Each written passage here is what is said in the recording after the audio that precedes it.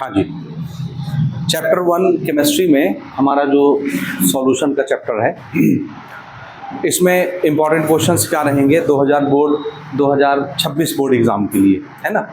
तो जो भी बच्चे 2025 और 26 सेशन में 12वीं का परीक्षा लिखने वाले हैं मार्च के महीने में 2026 के अंदर, है ना, वो इन चैप्टर से क्या क्या पढ़ेंगे। हम खाली इस लेक्चर में चैप्टर 1 की बात करने वाले हैं, ठीक है। तो लास्ट क्लास में हमने PYQs नोट करवाया आपको 2021 से लेकर के 2025 तक। वैसे तो आपको 2019 और 20 का भी बनाना चाहिए, लेकिन वो काफ़ी है 5 साल का पेपर। तो 2021 से लेकर 2025 तक भी आप अगर क्वेश्चंस की प्रैक्टिस कर लेते हैं तो काफ़ी हद तक आपको पैटर्न समझ में आ जाएगा और आपकी तैयारी हो जाएगी जहाँ तक है।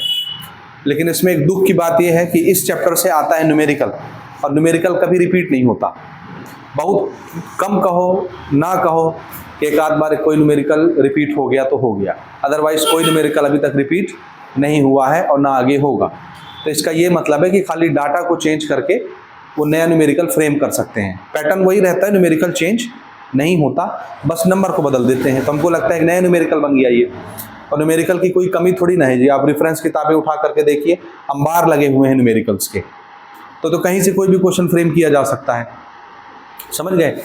तो अब मैं जो बातें बताऊंगा बहुत ध्यान से आपको समझना है और उन चीज़ों को प्रैक्टिस में रखना है जो मैं आज बताऊंगा, ठीक है। और अपनी परीक्षा की तैयारी करनी है, समझ गए ना। पहले 2025 से पहले की बात हो रही है, यानी 2025 तक जिन्होंने परीक्षा लिखा है 2025 के मार्च के महीने में। अब आप तो 2026 में लिखेंगे पेपर मार्च के महीने में, है ना जी। तो 2025 तक जो बच्चे पेपर लिखते थे, केमिस्ट्री के अंदर 16 चैप्टर उनके लिए होते थे, है ना, और बड़ा लंबा चौड़ा सिलेबस होता था। बोर्ड ने 2026 में परीक्षा देने वाले विद्यार्थियों के लिए 25-26 सेशन के अंदर थोड़ा सा संशोधन किया है हर सब्जेक्ट में। तो केमिस्ट्री में तो कुछ ज़्यादा ही संशोधन हो गया है, सीधा 6 चैप्टर पूरे डिलीट कर दिए गए, है ना। तो ये थोड़ा सा रिलैक्सेशन का मौका है बच्चों के लिए कि केमिस्ट्री जैसे कठिन और कॉम्प्लेक्स सब्जेक्ट में 6 चैप्टर डिलीट कर देना ये बहुत बड़ी बात है। और 6 से सीधा 6 चैप्टर डिलीट होने के बाद सीधा 16 से हम कितने पर आ गए, 10 चैप्टर पर आ गए। तो 2025-26 सेशन में विद्यार्थियों को सिर्फ 10 चैप्टर पढ़ने हैं केमिस्ट्री 12वीं के अंदर। फिजिक्स में उतने ही चैप्टर हैं, 15 पहले 15 थे, एक चैप्टर डिलीट हो गया कम्युनिकेशन, अब 14 चैप्टर हो गए। लेकिन फिजिक्स के अंदर अलग अलग चैप्टर से बहुत सारी चीज़ें डिलीट की गई हैं, तो वो भी थोड़ा छोटा हो गया है, कॉम्पैक्ट हो गया है। लेकिन केमिस्ट्री तो ज़रूरत से ज़्यादा छोटा हो गया है, 10 चैप्टर। लेकिन अभी भी ये 10 चैप्टर बच्चों को बड़े पहाड़ जैसे लगेंगे, क्योंकि 5 चैप्टर आपके सीधे या 4 चैप्टर सीधे फिजिकल केमिस्ट्री पर बेस्ड रहेंगे, यानी जहाँ से न्यूमेरिकल बनाए जाते हैं, है ना। इक्का दुक्का चैप्टर जो है वो इनऑर्गेनिक केमिस्ट्री का हिस्सा है, इनऑर्गेनिक, और बाकी rest of the chemistry are organic chemistry. यानी हेलोएनकेन से जब आप देखेंगे, अब तो NCERT ने 2 हिस्से कर लिए हैं। पहले हिस्से में लगभग 9 चैप्टर होते थे, 9 या 8 मान के चलिए, और दूसरे हिस्से में भी ऐसे ही 8-9 चैप्टर होते थे, 8-8, 16, 8-8 के ग्रुप बनता था। लेकिन अब 5-5 चैप्टर हो गया, दो पार्ट की किताब में, एक पार्ट में 5 चैप्टर, दूसरे पार्ट में 5 चैप्टर। तो चैप्टर 1 से लेके चैप्टर 5 तक आपको फर्स्ट पार्ट में मिल जाएगा, है ना जी, और चैप्टर 6 से लेके चैप्टर 10 तक दूसरे पार्ट में मिल जाएगा। तो दूसरा पार्ट पूरा का पूरा आपका ऑर्गेनिक केमिस्ट्री है, हेलो एल्केन से लेकर के आप कहाँ तक जाएंगे, पॉलीमर चैप्टर शायद डिलीट हो गया ना। उसके पहले एक बायोमॉलिक्यूल्स है, वो है बायोमॉलिक्यूल्स तो है ना। तो chapter number 6 halo alkane haloarene से लेकर के आप बायोमॉलिक्यूल्स तक जाएंगे चैप्टर नंबर 10 तक, ठीक है। Chapter 6 halo alkane haloarene, chapter 11 alcohol phenol ether, chapter number 12, अच्छा मैं पुरानी बुक का चैप्टर गिनाने लग गया, चैप्टर 6, 7, 8, 9 ऐसे चलना है। Chapter 6 halo alkane haloarene, chapter 7 alcohol phenol ether, chapter 8 बनेगा aldehyde ketone carboxylic acid, chapter 9 बनेगा नाइट्रोजन कंटेनिंग कंपाउंड जिसको एमीन बोलते हैं, और चैप्टर नंबर 10 बनेगा बायोमॉलिक्यूल्स।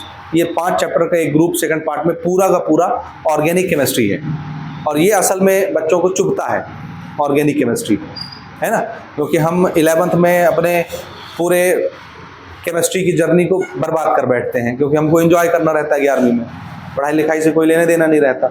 हमको ये लगता है 12वीं देखा जाएगा, 12वीं बोर्ड परीक्षा है वहीं देखेंगे, मैदान जंग में। अभी क्या करना, अभी तो एंजॉय के दिन है, बढ़िया मन करे स्कूल जाओ, मन ना करे बंक मारो, क्या करना है, कौन सा टीचर हमारा क्या कर लेगा, है ना जी। पास तो वैसे ही नसीब में ऊपर वाले से लिखवा के अपन पैदा हुए हैं, 11वीं पास हो जाना है, हर बच्चा पास हो जाता है, कोई वो नहीं, ठीक है। लेकिन असली दुख दर्द पीड़ा जो है वो 12वीं में आपको जो 6 चैप्टर आएंगे इन क्या कहते हैं ऑर्गेनिक केमिस्ट्री के, वो आपको देंगे असली पीड़ा। तो शुरू के 5 चैप्टर हमारे अब फिजिकल और इनऑर्गेनिक का ग्रुप है, तो 3-4 चैप्टर हमारे फिजिकल के रहेंगे जिसमें न्यूमेरिकल बनता है, इक्का दुक्का चैप्टर अब आपके इनऑर्गेनिक के बचे हैं, बाकी तो डिलीट कर दिए गए, है ना जी। जैसे एक सरफेस केमिस्ट्री पहले चैप्टर 5 बनता था, डिलीट कर दिया गया। फिर chapter 6 extraction of metal metallurgy का एक चैप्टर बनता था जो 10वीं में आपने पढ़ा है थोड़ा बहुत पोर्शन, उसका डिलीट कर दिया गया पूरा चैप्टर। चैप्टर नंबर 7 होता था पहले पी ब्लॉक एलिमेंट, पूरा ही उड़ा दिया गया, है ना जी। बल्कि पी ब्लॉक एलिमेंट 2 हिस्से में पढ़ाते थे, कुछ 11वीं में रखते थे, कुछ 12वीं में पढ़ाते थे, आधा आधा करके, क्योंकि वो चैप्टर बहुत बड़ा है। तो आधा चैप्टर आपको 11वीं में पढ़ाते हैं, आधा चैप्टर आपको 12वीं में पढ़ाते थे, डिलीट हो गया, है ना जी। इस तरह करके बहुत सारे चैप्टर डिलीट किए गए, है ना। अब क्या करेंगे, अब जो बचा कुचा है उसमें अच्छे से मेहनत करना है। अब तो 6 चैप्टर चले गए, है ना। अब हमको फोकस करना है स्मार्ट स्टडी पर। डिटेल बिल्कुल आपको पढ़ना है एक बार, लेकिन पहले हमको वो एम्फेसाइज करना है जो हमारे बोर्ड में पूछा जाता है। तो बोर्ड के पैटर्न को एनालाइज करिए, पुराने पेपरों को देखिए और उसको देख करके आइडिया लगाइए कि क्या पूछा गया है, क्या पूछा जा सकता है, और उस हिसाब से पढ़ाई करिए, समझ गए। आजकल वो डायरेक्ट क्वेश्चंस नहीं आते कि what do mean by Rawls law, वो ये चैप्टर है तो यहाँ से हल्के फुल्के आ जाएंगे डायरेक्ट क्वेश्चन, क्योंकि यहाँ कुछ है ही नहीं बनाने के लिए, नए तरह के क्वेश्चन फ्रेम करने के लिए कुछ है नहीं, क्योंकि न्यूमेरिकल आना है। तो बचे कुचे जो थ्योरी के क्वेश्चन आते हैं वो ऐसे डायरेक्ट आ जाते हैं, लेकिन बाकी के जो चैप्टर्स हैं वहाँ से आपको डायरेक्ट क्वेश्चन नहीं मिलेंगे। विशेषकर मैं बात कर रहा हूँ आपके ऑर्गेनिक केमिस्ट्री की, चैप्टर 6 से लेकर चैप्टर 10, वो डायरेक्ट क्वेश्चन नहीं आते, वो आते इन डेप्थ क्वेश्चन। और यहाँ से भी आपको कुछ कुछ क्वेश्चन इन डेप्थ मिलेंगे चैप्टर 1 से, यानी फिजिकल केमिस्ट्री से, ठीक है। तो वो जमाना रवाना हो गया जहाँ से डायरेक्ट आता था what do mean by Rawls law, है ना जी, डायरेक्ट क्वेश्चन आते थे। अब वो ऐसे नहीं आते, अब आपको कॉन्सेप्ट समझना है, कॉन्सेप्ट के ऊपर क्वेश्चन आएगा। तो आपको अपने आप को इतना काबिल बनाना है कि हम कॉन्सेप्ट को समझें, इस कदर से समझें कि उस टॉपिक से रिलेटेड कोई भी क्वेश्चन आए हमसे बन जाए आंसर लिखते हैं। आंसर वही रहता है जो हमको पता रहता है, हम पढ़े रहते हैं। क्वेश्चन जहाँ घुमा दिया तो आप फिर चकरा जाते हैं कि इसमें लिखूँ क्या, जबकि आपको आंसर पता है, ठीक है, कोई बात नहीं। आते हैं अपन यहाँ पर। अब जो बच्चे 2026 का बोर्ड परीक्षा लिखेंगे उनके लिए मार्किंग क्राइटेरिया बदल चुका है।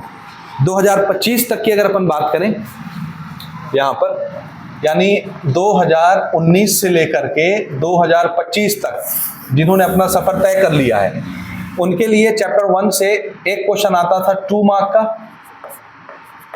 है ना जी। ये आपको नंबर क्या देता था, 2 मार्क्स, और एक क्वेश्चन आता था 3 की 4 3 का आता था ना, 3 मार्क का एक क्वेश्चन आता था, और ये आपको टोटल 3 नंबर देके जाता था। इस प्रकार से 2 क्वेश्चन पूछे जाने पर आपको 5 मार्क्स अवार्ड किया जाता था इस चैप्टर से, चैप्टर 1 सॉल्यूशन से। हालांकि चैप्टर 2 होता था पहले, इसके पहले एक चैप्टर होता था द सॉलिड स्टेट, वो भी उड़ा दिया गया पूरा। तो ये बन गया चैप्टर 1, है ना। ये मार्किंग क्राइटेरिया 2025 तक होती थी, लेकिन अब आपके लिए, चूंकि अब आप 2026 में बैठोगे परीक्षा लिखने के लिए, आपके लिए पूरा सिस्टम चेंज हो गया। यहां से अब आएगा आपका 1 नंबर का एक MCQ, ठीक है, और ये आपको 1 मार्क्स देगा। एक MCQ आ रहा है, एक आएगा 3 नंबर का एक क्वेश्चन, ये आपको 3 मार्क्स देगा। और ये कैसा क्वेश्चन होगा, न्यूमेरिकल होगा। क्या होगा, ये न्यूमेरिकल आएगा। और अगर ये न्यूमेरिकल नहीं आएगा तो ये फिर छोटे छोटे क्वेश्चन है वो आएंगे, difference between ideal solution, non ideal solution, positive deviation, negative deviation, difference between molarity and molality, समझ रहे हैं। या 2-3 क्वेश्चन कंबाइन करके एक क्वेश्चन बना लेगा एक नंबर का, define molarity, molality, mole fraction, definition छोटे छोटे, या और भी बहुत सारे टॉपिक है, मैं भी टॉपिक गिनाता हूँ, ध्यान से समझते चलिए। एक क्वेश्चन आएगा 4 नंबर का, 4 मार्क का एक क्वेश्चन, और ये आपको 4 नंबर देगा। इस प्रकार से आप देखोगे टोटल क्वेश्चन की संख्या कितनी हो गई, 3 ऑब्जेक्टिव लेकर के, अदरवाइज क्वेश्चन 2 ही रहेंगे यहाँ पर। ये ऑप्शनल में रहेगा, ऑप्शन में 2 क्वेश्चन दिखेंगे, लेकिन ये एक ही सिंगल क्वेश्चन रहेगा। तो 4 मार्क्स वाले डबल क्वेश्चन रहेंगे ऑप्शन में, और दोनों यहीं से आ सकते हैं, चैप्टर 1 से ही दोनों क्वेश्चन रहेंगे, एक कोई आपको बनाना रहता है इसमें, ठीक है।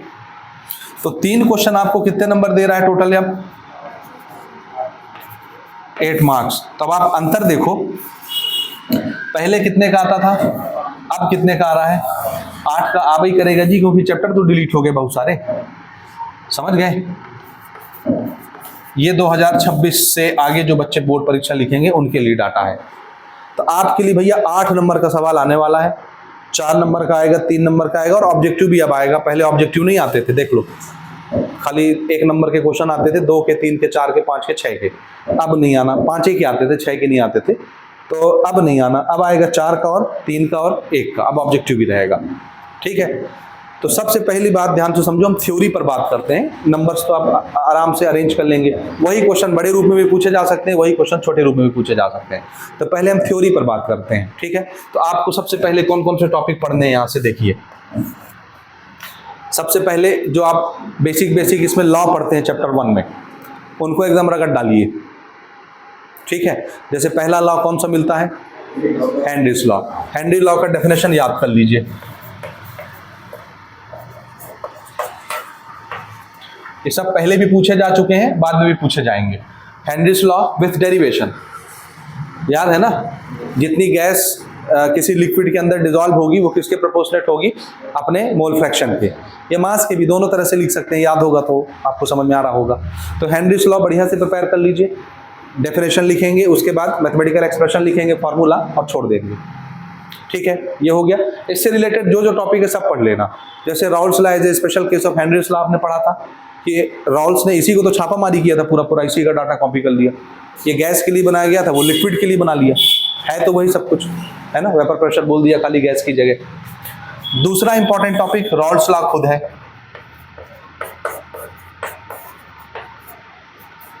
इसको तो एकदम रट लेना, ठीक है। राउल्स लॉ विथ डेरिवेशन, समझ आ गया कैसे पढ़ना है? विथ डेरिवेशन बोले तो राउल्स लॉ वेपर प्रेशर के बारे में बात करता है ना, तो वेपर प्रेशर का फॉर्मूला याद आया है? क्या बताता है राउल्स लॉ? एक वोलेटाइल सॉल्यूट के लिए आपने पढ़ा है, एक नॉन वोलेटाइल सॉल्यूट के लिए आपने पढ़ा है, तो दोनों का आप प्रिपेयर करेंगे, वोलेटाइल के लिए भी और नॉन वोलेटाइल के लिए। याद है? भूल गए हो तो पन्ना पलटा लेना, कॉपी का याद कर लेना। 2 तरह के सॉल्यूट के लिए अपन राउल्स लॉ पढ़ते हैं, वोलेटाइल और नॉन वोलेटाइल, तो दोनों को आप एग्जाम के लिए प्रिपेयर कर लेंगे। आगे बात समझ। इसके अलावा तीसरा जो टॉपिक है वो है, अब यहाँ से जो भी सॉल्यूशन राउल्स लॉ को ओबे नहीं करेंगे वो नॉन आइडियल में बढ़ जाएंगे। तो आइडियल सॉल्यूशन ही राउल्स लॉ को ओबे करते हैं। तो आइडियल और नॉन आइडियल में आपको पहले तो डिफरेंस क्रिएट करना है। Ideal solution and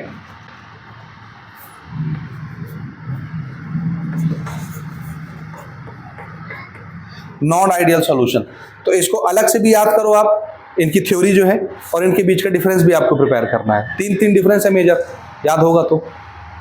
force between solute solvent याद होगा, याद है? तो मैं यहाँ पर डिस्कस नहीं करूंगा, मैं डिटेल लेक्चर कवर कर चुका हूँ। और साथ में इसका डिफरेंस भी आप प्रिपेयर करेंगे। अलग से तो थ्योरी आप पढ़ेंगे इसका पूरा, साथ में इसका डिफरेंस आप प्रिपेयर करेंगे, ठीक है। इसके अलावा जो चौथा टॉपिक है पढ़ने के लिए वो नॉन आइडियल सॉल्यूशन की सब कैटेगरी है, पॉजिटिव डेविएशन और नेगेटिव डेविएशन। तो ये कभी सिंगल भी डिफाइन करने के लिए पूछे जा सकते हैं, कभी इनका डिफरेंस भी पूछा जा सकता है, ठीक है।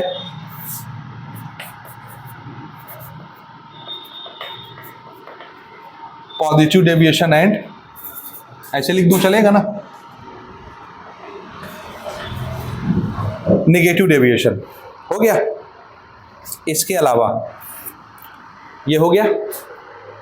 हाँ, अब आते हैं कॉलिगेटिव प्रॉपर्टी पर। ये तो जनरल टॉपिक्स थे, जनरल जो कभी कभी आते हैं नहीं आते, ठीक। अच्छा, इसमें एक टॉपिक और आप प्रिपेयर करिए, छोटे डेफिनेशन मोल फ्रैक्शन के, मोलैरिटी के और मोलैलिटी के, वो भी पूछे जाते हैं। तो इसमें एक टॉपिक और बढ़ा लेते हैं हम लोग, जैसे मोल फ्रैक्शन हो गया, मोलैरिटी जिसको कैपिटल एम से दिखाते हैं, मोलैलिटी जिसको स्मॉल एम से दिखाते हैं। ठीक है, इसके अलावा पार्ट्स पर मिलियन भी पढ़ लेना, ये भी इंपॉर्टेंट है। पीपीएम अभी तक तो नहीं पूछा गया है लेकिन पूछा जा सकता है, तो पीपीएम भी आप एक बार अच्छे से पढ़ लेंगे। ये समझ आया। प्लस मोलैरिटी और मोलैलिटी के बीच का क्या पढ़ोगे, डिफरेंस। भले दो दो तीन तीन डिफरेंस पढ़ लो, तो ओरल भी बता सकते हो जी, है ना। डेफिनेशन में ही आप दो तीन डिफरेंस क्रिएट कर सकते हो। जैसे इसमें मोलैरिटी में सॉल्यूशन का वॉल्यूम लिया जाता है और मोलैलिटी में सॉल्वेंट का मास लिया जाता है। पहले डिफरेंस तो यही हो गया, समझ आ गया। तो ऐसे करके दो तीन तीन डिफरेंस आप इसमें जरूर पढ़ लेंगे। ये समझ आ गया, आ गया नहीं आया, आ गया। अच्छा, इसके बाद फिर अपन आते हैं, हमारा अगला जो टॉपिक बनता है वो कॉलिगेटिव प्रॉपर्टी पर बनता है।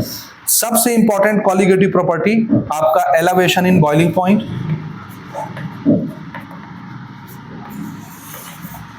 Plus depression in freezing point. ठीक है, ये दो बड़े फेवरेट टॉपिक हैं बोर्ड एग्जाम के लिए, सिर्फ थ्योरी में नहीं, ये न्यूमेरिकल में भी बड़े फेवरेट टॉपिक है, यहां से न्यूमेरिकल भी आता है। तो न्यूमेरिकल के फेवरेट टॉपिक ये हैं जहां मैं गोला लगा रहा हूं, एक ये, ठीक, एक ये और एक ये, समझ गए, और एक ये दोनों। ठीक है, तो इन दोनों पर आपको न्यूमेरिकल प्रैक्टिस करना है। न्यूमेरिकल मैं अलग से लिख रहा हूं टॉपिक, अभी फिलहाल आप समझते चलो, इतना ज्यादा आप यहां गोला वोला नहीं लगाएंगे अपनी कॉपी में। ठीक है, समझते चलिए। तो ये समझ आया, कॉलिगेटिव प्रॉपर्टी में सबसे ज्यादा इंपॉर्टेंट यही टॉपिक है, elevation in boiling point, depression in freezing point. लेकिन दुर्भाग्य से ये अभी 2025 में पूछा जा चुका है, ये elevation in boiling point, depression in freezing point 2025 में आ गया, साथ में ऑस्मोटिक प्रेशर भी आ गया। ठीक है, तो 2026 में अब डायरेक्ट यहां से थ्योरी क्वेश्चन नहीं आएंगे, इन पर न्यूमेरिकल आ सकता है। समझ आई बात। तो न्यूमेरिकल का ही चैप्टर है, न्यूमेरिकल ही आएगा। तो चाहे आप 2-3 नंबर में देखोगे इसमें भी न्यूमेरिकल आएगा, 4 नंबर में देखोगे इसमें भी न्यूमेरिकल आएगा। न्यूमेरिकल ही आता है, बहुत कम होता है जब थ्योरी पूछा जाता है, अक्सर न्यूमेरिकल आता है। दोनों क्वेश्चन न्यूमेरिकल के रहेंगे आपके लिए। समझ में आ रही बात। ठीक है, अच्छा, इनकी जब आप थ्योरी प्रिपेयर करेंगे तो इनके साथ साथ आप इनका डेरिवेशन प्रिपेयर करेंगे। डेरिवेशन याद है, याद है नहीं याद है? Delta TB is directly proportional to क्या, मोलैलिटी। तो delta TB equal to KBM और delta TF is equal to KFM. याद आया। अब जब आप इनका डिराइव करते हो, मोलैलिटी की फॉर्मूले की वैल्यू पुट करते हो वहां पर, उनको इलाबोरेट करते हो, तो लास्ट में मॉलिक्यूलर मास नहीं आ जाता सॉल्यूट का। याद आया। तो आप डेरिवेशन कहां तक प्रिपेयर करेंगे, मॉलिक्यूलर मास ऑफ सॉल्यूट तक, क्योंकि वो भी पूछा जाता है परीक्षा में कि इसको डिफाइन करो, इसको डिफाइन करो और फॉर्मूला डिराइव करो, how we calculate molecular mass of solute. समझ आया। तो इसका डेरिवेशन भी आपको करना है, लिख लो, साथ में आगे बढ़ा लो। ठीक है, तो इन दोनों में आप क्या करेंगे, दोनों के डेरिवेशन में, डेफिनेशन के साथ साथ क्या करेंगे, दोनों के डेरिवेशन में क्या करेंगे, सॉल्यूट का मॉलिक्यूलर मास निकालने वाला फार्मूला हम लोग नहीं डिराइव करते करते पहुंचते हैं, तो वहां तक आप दोनों का प्रिपेयर करेंगे। दोनों का डेफिनेशन याद है? हाँ, एकदम सिंपल सी चीज़ है, हिंदी में याद रखिए, इंग्लिश में लिख लीजिएगा। किसी भी प्योर सॉल्वेंट के अंदर जब हम एक नॉन वोलेटाइल सॉल्यूट डालते हैं, उनका वेपर प्रेशर कम हो जाता है। वेपर प्रेशर कम हो जाएगा तो बॉइलिंग पॉइंट क्या हो जाएगा, बढ़ जाएगा। उसी को क्या बोलते हैं, elevation in boiling point. Same statement देके आप क्या बोलेंगे, वेपर प्रेशर जैसे ही कम हुआ, फ्रीजिंग पॉइंट क्या हो जाएगा, कम हो जाएगा। इसी को बोलते हैं डिप्रेशन इन फ्रीजिंग पॉइंट। बस दोनों में सेम स्टेटमेंट लिखना है, एक में बॉइलिंग पॉइंट बढ़ गया बोल देना, एक में फ्रीजिंग पॉइंट कम हो गया बोल देना। स्टेटमेंट सेम रहेगा।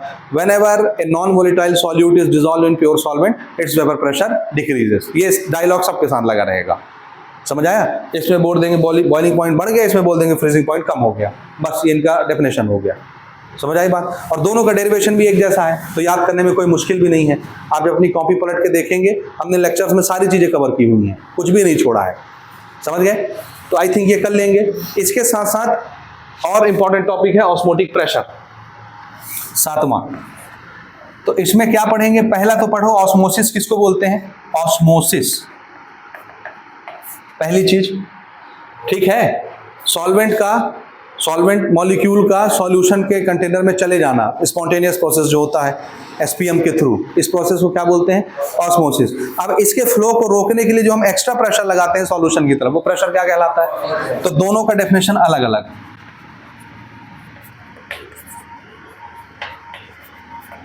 ठीक है जी, ऑस्मोसिस अलग पढ़िए, ऑस्मोटिक प्रेशर अलग से पढ़िए। ये हो गया दो, लेकिन ये आ चुके हैं परीक्षा में ना, ये भी आ चुका है, ये भी आ चुका है। तो 2025 में इनका डेफिनेशन तो नहीं आएगा। समझ आई बात? अब ऑस्मोटिक प्रेशर के अंदर बहुत सारी सब कैटेगरीज बनी हुई हैं, वो आपके एग्जाम में पूछी जाती हैं। ठीक है, पहले भी पूछी गई हैं, हम डिस्कस भी कर रहे थे लेक्चर्स के दौरान। ठीक है, जैसे क्या पढ़ेंगे इसमें? ठीक, यहीं लिख देता हूँ। हाँ, जैसे आइसोटोनिक सॉल्यूशन, ठीक, हाइपोटोनिक सॉल्यूशन, हाइपरटोनिक सॉल्यूशन, ठीक है,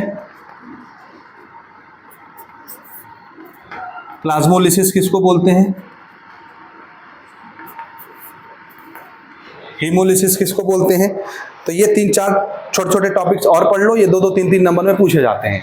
तो 3 नंबर के लायक ये क्वेश्चन है, आइसोटोनिक, आइसोस्मोटिक, एक और होता है ना आइसोटोनिक सॉल्यूशन को अगर एसपीएम से बाइफरकेट कर दिया जाए तो उस पूरे सिस्टम को क्या बोलते हैं? Isosmotic solution. ठीक है, तो भी लिख लेना आइसोस्मोटिक। प्लाज्मोलिसिस, हेमोलिसिस, ये भी पढ़ लीजिएगा, ये भी मिल जाएगा आपको। हो गया? तो देखो थ्योरी के लिए सिर्फ इतने ही टॉपिक हैं यहाँ पर मात्र, इससे ज़्यादा कुछ भी नहीं है थ्योरी में। तो ये तो आप पढ़ सकते हैं ना मुश्किल से। अगर आपने ये लेक्चर्स अटेंड कर लिए, सारे सब कुछ आ रहा है, तो मुझे लगता है 10 मिनट का खेल है इनको पढ़ना, इतने सारे टॉपिक, सिर्फ 10 मिनट। 10 मिनट से ऊपर नहीं लगना है इसको पढ़ने में। समझ गए या नहीं समझे? पक्का? तो 10 मिनट से ऊपर आप इसको नहीं लगाएंगे, ये प्रिपेयर हो जाएगा आपका। अब आते हैं इसके दूसरे पहलू की तरफ, वो है न्यूमेरिकल। ये तो थ्योरी के क्वेश्चंस हो गए, अब आते हैं न्यूमेरिकल पर। न्यूमेरिकल में कोई चीज़ फिक्स नहीं है, याद रखिएगा, लेकिन टॉपिक फिक्स है। न्यूमेरिकल फिक्स नहीं है। तो न्यूमेरिकल आपका 3 नंबर के लिए भी पूछा जा सकता है, 4 के लिए भी आ सकता है। समझ गए? ठीक। न्यूमेरिकल कहां से पढ़ना है? सबसे पहला टॉपिक मोल फ्रैक्शन, उसके बाद मोलैरिटी और मोलैलिटी। ठीक, तो पहले टॉपिक मोल फ्रैक्शन। 100% इसका न्यूमेरिकल आता है, 101% आता ही है। घुमा फिरा के अलग अलग तरह के क्वेश्चन पूछते ही है उसमें। तो आपका काम है कि 5 से 10 न्यूमेरिकल आप इस पर प्रैक्टिस करके रखें। रिपीट नहीं होता जी कोई क्वेश्चन, क्या समझे? कोई क्वेश्चन रिपीट नहीं होता, हर साल नया क्वेश्चन फ्रेम करते हैं।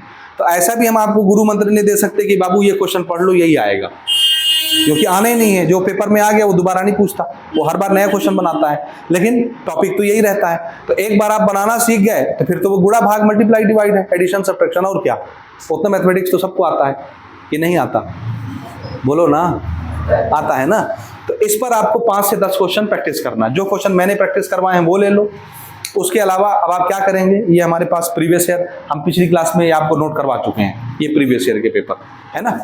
तो बहुत धन्यवाद आपका, आपने पूरा इसको एक जगह जमा कर दिया। 2021 से लेकर के 2025 तक आप चाहें तो 19 और 20 का भी बना सकते हैं, लेकिन 5 साल के पेपर इनफ है। ये पूरा आइडिया आपको लगा देंगे कि आपको क्या पढ़ना है क्या नहीं पढ़ना। लेकिन ये 2 नंबर और 3 नंबर के पैटर्न के हिसाब से थे जो अभी मैंने मिटा दिए, है ना। अब 2026 से पैटर्न बदल जाएगा, जब वो नया पैटर्न आएगा, छपेगा, तो फिर हम यहाँ उसको छापेंगे कि कैसे क्वेश्चन आए, यानी 8 नंबर के क्वेश्चन। ये समझे आप? नहीं समझे? तो ये मैंने आपकी नोटबुक में नोट करवा दिया है। तो इसमें मेजॉरिटी न्यूमेरिकल है, आपने देखा है ना जी। 2021 से लेकर 25 तक न्यूमेरिकल है। अब बहुत छोटे छोटे टॉपिक हैं, वही टॉपिक है जो यहाँ लिखे हुए हैं, कोई नया चीज़ तो है नहीं, है ना। समझ गए? इस पर बल्कि एक क्वेश्चन आया था, एक ईयर में देखे थे, आइसोटोनिक में हम डिस्कस कर रहे थे कि 0.9% NaCl का सॉल्यूशन ही वीन्स में क्यों लगाया जाता है। नसों में जो इंजेक्शन लगता है वो 0.9% कंसंट्रेशन वाला ही क्यों होता है, NaCl का सॉल्यूशन। तो उसका आंसर है कि हमारी बॉडी के अंदर जो फ्लूइड होता है उसका कंसंट्रेशन भी क्या होता है, सेम। और जो भी इंजेक्शन बाहर से हमको लगाया जाता है वो इंट्रावेनस इंजेक्शन जो है वो आइसोटोनिक नेचर का होना चाहिए। यानी कंसंट्रेशन कैसा होना चाहिए दोनों लिक्विड का, सेम। अगर कंसंट्रेशन कम ज्यादा वाला इंजेक्शन आपको लगा दिया जाएगा, आपकी बॉडी उसको एक्सेप्ट नहीं करेगी और बदले में बीमार हो जाएगी, आप निपट जाएंगे, बॉडी अगर नहीं एक्सेप्ट करेगी तो। इसीलिए ज्यादा से ज्यादा कितना कंसंट्रेशन तक हमारी बॉडी एक्सेप्ट कर सकती है बाहर से लगने वाले इंजेक्शन का, 0.9%। ये सवाल आया हुआ है, आपने मार्क किया था, 2024 में आया था, 3 नंबर का पहला क्वेश्चन था।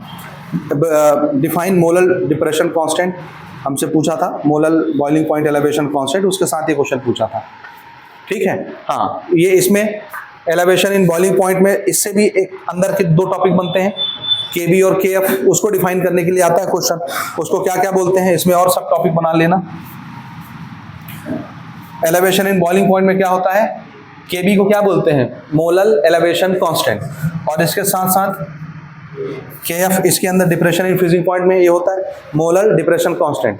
तो इस पर भी थ्योरी क्वेश्चन पूछा गया है, डेफिनेशन इनका, और यह हमने आपको नोट करवाया हुआ है, और इसके साथ साथ में इनकी यूनिट भी आपको याद रखनी है। इस पर न्यूमेरिकल भी आता है डायरेक्ट, तो इस पर न्यूमेरिकल का मतलब है इसी पर न्यूमेरिकल। तो हमने जितने क्वेश्चन प्रैक्टिस करवाए हैं, आप वहां से इनको देख करके प्रिपेयर करेंगे, या प्रीवियस ईयर में जितने क्वेश्चन आए हैं उनको आपको 100% लगाना है। भले वो रिपीट नहीं होंगे, लेकिन वो आपको आइडिया दे देंगे कि क्वेश्चन कैसे बनाना है। पैटर्न तो यही रहेंगे, इसी पर क्वेश्चन आएंगे आगे भी, कोई नया क्वेश्चन तो जोड़ा नहीं गया है, क्वेश्चन यही रहेंगे, समझ रहे हैं। तो आपके लिए जरूरी है कि आप 2021 से लेकर 25 तक के न्यूमेरिकल क्वेश्चन को लगा डालें और इन थ्योरी को पढ़ लें, ठीक है जी, समझ गए। ठीक, तो पहला टॉपिक है न्यूमेरिकल के लिए मोल फ्रैक्शन, दूसरा टॉपिक है मोलैरिटी, तीसरा टॉपिक है मोलैलिटी। मोलैरिटी को कैपिटल M और मोलैलिटी को स्मॉल m से अपन दिखाते हैं। यहां तक समझे। प्रीवियस ईयर में आप देखोगे नॉर्मेलिटी के ऊपर भी क्वेश्चन आया हुआ है, कहां से, लेकिन अब वो 2026 में नहीं है, उसको हटा दिया गया है। तो आप चाहें तो नॉर्मेलिटी के क्वेश्चंस को स्किप कर सकते हैं, प्रीवियस ईयर में से छोड़ दीजिए, मत बनाइए, क्योंकि अब वो आगे नहीं आएगा। आई बात समझ। तो आप शुरू के हमारा जो फर्स्ट पोर्शन है इस चैप्टर का, जिसमें ये पढ़ते थे कंसंट्रेशन टर्म निकालने का, तो खाली ये 3 टॉपिक पर आपको 5-5, 10-10 न्यूमेरिकल प्रैक्टिस कर लेना है। तो आप अगर PYQ ही खंगाल मारोगे, ऐसा तो नहीं कि 5-5 क्वेश्चन ना मिल जाए, आपको मिल जाएंगे 5-5 क्वेश्चन। तो 5 क्वेश्चन PYQ से आपने बना लिया, 5 क्वेश्चन अदर बना लीजिए आप अपनी टेक्स्ट बुक से, रेफरेंस से, या नेट से निकाल लीजिए क्वेश्चन, कोई फर्क नहीं पड़ता। समझ आई बात।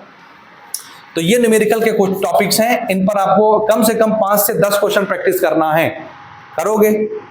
कसम खाक बोलो, नहीं तो इस चैप्टर में आपको नंबर नहीं मिलेगा। पूरा गेम न्यूमेरिकल का इस चैप्टर का। थ्योरी भूल जाइए आप, थ्योरी बहुत रेयर चांस होता है तब आता है, यहाँ से न्यूमेरिकल ही आता है। 3 नंबर का भी न्यूमेरिकल रहेगा, 4 का भी न्यूमेरिकल रहेगा, दोनों क्वेश्चन न्यूमेरिकल रहेंगे। तो अगर आप न्यूमेरिकल नहीं प्रैक्टिस करेंगे तो फिर ना आप इधर के रहेंगे ना उधर के। न्यूमेरिकल के क्वेश्चन में आप थ्योरी थोड़ी ना लिख के आ सकते हो कि लिख के आना है बोलो। तो मेरे जैसा आदमी जाता है चेक करने, फिर वो पूरा काट पीट के 0 पकड़ा देता है, समझ गया। इसलिए आपको न्यूमेरिकल प्रैक्टिस करना। गिनती के 2-3 चैप्टर है न्यूमेरिकल के, बस। तो बहुत नहीं टेंशन लेना, बहुत परेशान नहीं होना है। तो आपको इन 3 टॉपिक के न्यूमेरिकल रट डालने हैं। रटना मतलब याद नहीं करना है, प्रैक्टिस करना। न्यूमेरिकल रटने का मतलब ये होता है कि आप उसको बार बार बनाएंगे, सॉल्व करेंगे, आपकी हैबिट हो जाएगी, ठीक है। और टाइम मैनेजमेंट के साथ कम समय में आपको न्यूमेरिकल प्रैक्टिस करना। ऐसा नहीं कि एक क्वेश्चन लेके बैठे आप, 45 मिनट हो गए, उसका आंसर ही नहीं आ रहा, तो फिर आप मत बनाइए, छोड़ दीजिए, भले 8 नंबर आपका कट जाए, क्योंकि आपसे नहीं हो पा रहा है। सीखिए पहले, ठीक है। और आई थिंक हमने जो लेक्चर के दौरान न्यूमेरिकल प्रैक्टिस किए हैं, मैंने मेथड समझाया है कि कब, कहाँ, कैसे, किस तरह काम किया जाता है और कैसे उसको बनाना रहता है। तो अगर आपका ध्यान यहीं रहा होगा, आप बाजार में पतंग नहीं बेच रहे होंगे, तो आपसे बन जाएगा, ठीक है। उन पर फोकस करिए। हो गया ये। चौथा टॉपिक जो न्यूमेरिकल का है वो ये है, एलिवेशन इन बॉइलिंग पॉइंट, यानी केबी और केएफ पर न्यूमेरिकल आएगा। अच्छा, इसमें न्यूमेरिकल इसके अलावा भी आता है ना, कॉलिगेटिव प्रॉपर्टी से। जैसे कभी कभी वेपर प्रेशर के ऊपर न्यूमेरिकल पूछा गया है प्रीवियस ईयर में, तो वेपर प्रेशर पर भी हमने 1-2 न्यूमेरिकल बनाया है यहाँ पर। तो आप उन क्वेश्चनों को देखिए और 1-2 क्वेश्चन अपने से लगा लीजिए उस पर। वेपर प्रेशर समझे कौन सा, relative lowering in vapour pressure, RLVP, पहली प्रॉपर्टी कॉलिगेटिव की, ठीक। तो ये आप इस पर न्यूमेरिकल बनाइए, relative lowering in vapour pressure. इसके बाद आप बनाइए एलिवेशन इन बॉइलिंग पॉइंट। इसके बाद आप बनाइए डिप्रेशन इन फ्रीजिंग पॉइंट। बस न्यूमेरिकल के टॉपिक्स हैं। तो ये तो कंपलसरी आते ही हैं, और ये कभी आते हैं कभी नहीं आते, लेकिन ये कंपलसरी आते हैं, इसलिए मैंने इनका 3 का एक ग्रुप बनाया है। और ये कभी आते हैं और कभी नहीं आते। जरूरी नहीं ये न्यूमेरिकल आएंगे, लेकिन 2026 में जरूरी आएंगे। 2026 के लिए जरूरी है कि इनके न्यूमेरिकल आएंगे। पूछो क्यों? पूछो ना, क्योंकि अभी बताए जी ये थ्योरी 2025 में आ चुका है, तो दोबारा थ्योरी नहीं आएगा, तो दोबारा क्या आएगा? इस पर न्यूमेरिकल आएगा। इसीलिए इन पर आपको, इन दोनों टॉपिक्स पर न्यूमेरिकल अच्छे से प्रैक्टिस करना है। ये तो कभी कभी आता है, लेकिन हो सकता है इत्तेफाक आप ही के साथ हो जाए, वो कभी कभी 2026 ही हो, तो ये आ सकता है। तो आप इस पर 2-3 न्यूमेरिकल लगा लीजिए। मैंने एक का दुक्का प्रैक्टिस करवाया हुआ है, हो सकता है एक ही न्यूमेरिकल बनाया हूं मैं यहाँ पर। याद है कितने बनाया हूं मैं? इस टॉपिक पर मैंने यहाँ कितने लेक्चर्स, कितने न्यूमेरिकल बनवाए हैं? एक बना है बस। तो 2-3 आप बना लो अपने से, क्वेश्चन नहीं होगा हमसे ले जाना, हमारे पास तो भंडार है क्वेश्चंस का, जितने को उतने हम दे देंगे। ठीक है, ना किताबों की कमी है और ना क्वेश्चंस की कमी है। आप जितने क्वेश्चंस जाते हैं हमसे पूछते जाइए, हम देते जाएंगे, बनाते जाइए, लेकिन बनाइए। आप अगर इसको छोड़ के अगले चैप्टर में चले जाएंगे तो आप ना इधर के रह गए ना उधर के रह गए, ये आपसे बन ही नहीं रहा, और यही आना है। तो किस काम का फिर आपका ये 1 महीने की पढ़ाई इस चैप्टर के लिए? गया, खत्म। ठीक है, इस पर फोकस करिए बिल्कुल। सब काम छोड़ के आधा घंटा 1 घंटा निकाल के रगड़ डालिए 10 न्यूमेरिकल इन पर। 5 PYQ से उठा लीजिए और 5 अलग से उठा लीजिए। 10 क्वेश्चन में तो आप एकदम चंगे मंगे हो जाएंगे। कॉन्फिडेंस आ जाएगा कि कोई भी न्यूमेरिकल आ जाए बन जाएगा मेरे से। ठीक है, तो ये न्यूमेरिकल्स के टॉपिक हैं। ऑस्मोटिक प्रेशर पर हमने देखा है कि न्यूमेरिकल तो नहीं पूछा जाता, थ्योरी ही आता है, लेकिन ऑस्मोटिक प्रेशर पर भी न्यूमेरिकल पूछा जा सकता है। तो हो सके तो इक्का दुक्का आप कहाँ से बना लेंगे। हाँ, तो ये मैं कंपलसरी नहीं कह रहा, ये मैं ऑप्शनल कह रहा हूं आपको, ऑप्शनल।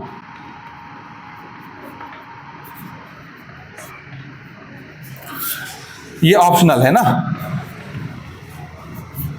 ठीक, ये कंपलसरी है 2026 के लिए, और ये कंपलसरी है 2026 के लिए। ये 3 क्वेश्चन, 3 टॉपिक ये आते ही हैं। तो ऑप्शनल में आपका RLVP है और ऑप्शनल में आपका ऑस्मोटिक प्रेशर। ये भले छोड़ दो, ये तो नहीं आता, अभी तक तो नहीं आया है, तो आप इसको स्किप कर सकते हैं, मत करिए इसको, समझे?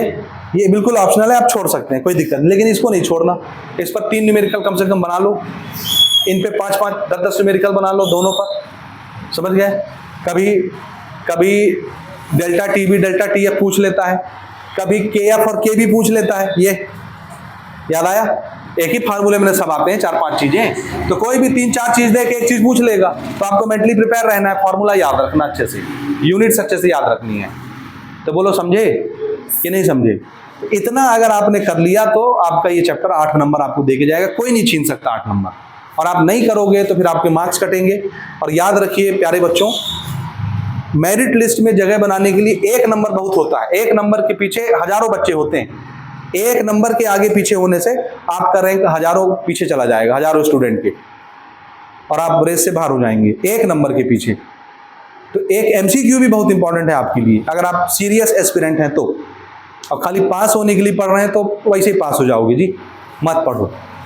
2-4 चैप्टर में बता दूंगा, सिलेक्टेड क्वेश्चन छांट दूंगा, बस वो पढ़ लो, पास हो जाओगे, कोई नहीं रोक सकता, समझ गए? और वाकई आप सीरियस एस्पिरेंट हैं तो पढ़िए, अपने गोल के लिए पढ़िए, अपने कैरियर के लिए पढ़िए, अपने फ्यूचर के लिए पढ़िए। आई बात समझ में? अरे कोई बहुत रॉकेट साइंस नहीं है, सब एकदम हलवा चीज़ है। हमने जितनी कोशिश हो सकी की है आसान बनाने के लिए।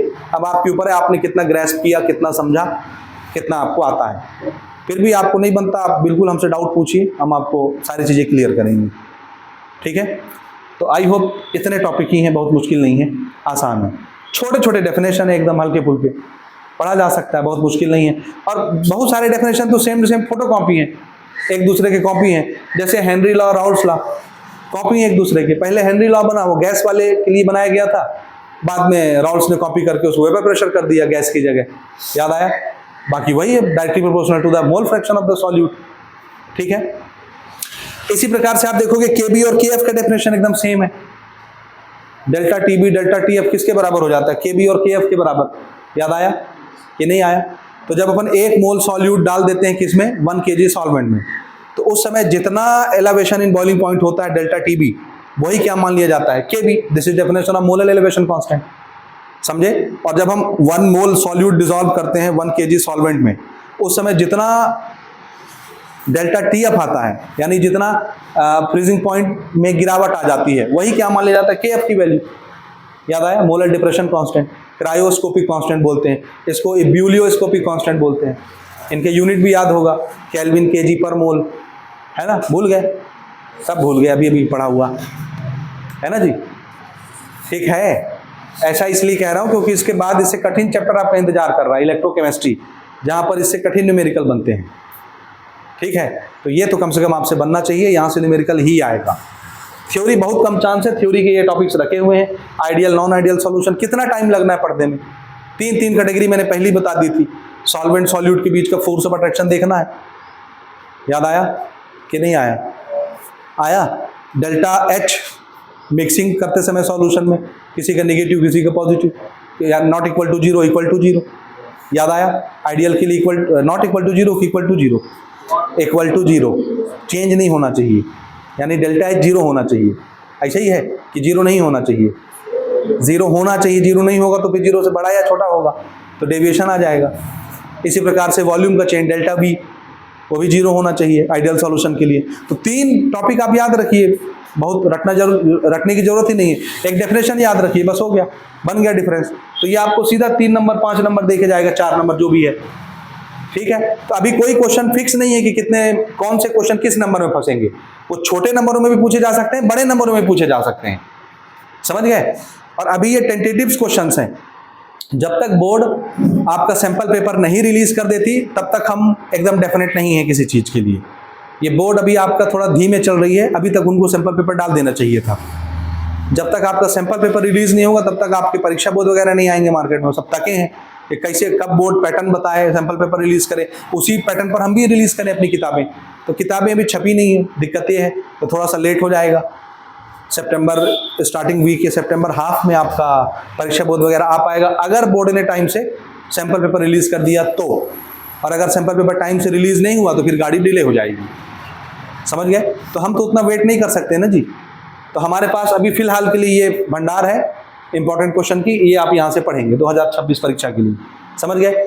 तो मेरे ख्याल से ये अभी elevation in boiling point, depression in freezing point और ऑस्मोटिक प्रेशर, ये 2025 में डायरेक्ट इनकी थ्योरी पूछी गई है। तो अब 2026 में इनकी थ्योरी नहीं आएगी, लेकिन ये पूछा जा सकता है इनका definition, molar elevation constant define करिए, मोलर डिप्रेशन कांस्टेंट डिफाइन करिए, उस पर न्यूमेरिकल पूछा जा सकता है। जैसे आइसोटोनिक सॉल्यूशन पूछा जा सकता है, हाइपोटोनिक पूछा जा सकता है, हाइपरटोनिक पूछा जा सकता है, हीमोलिसिस, प्लाज्मोलिसिस पूछे जा सकते हैं। ये 2 टाइप के ऑस्मोसिस हैं कुल मिला के, ये समझिए, ठीक है। इन्हीं को एंडोऑस्मोसिस और एक्सोऑस्मोसिस बोलते हैं, इन्हीं का नाम है, ठीक है, समझ गए। कोई समस्या हो तो आप यहाँ से पूछ लीजिए, इतने टॉपिक पढ़ लीजिए, आपका 8 नंबर सिक्योर हो जाएगा, ठीक है, ठीक।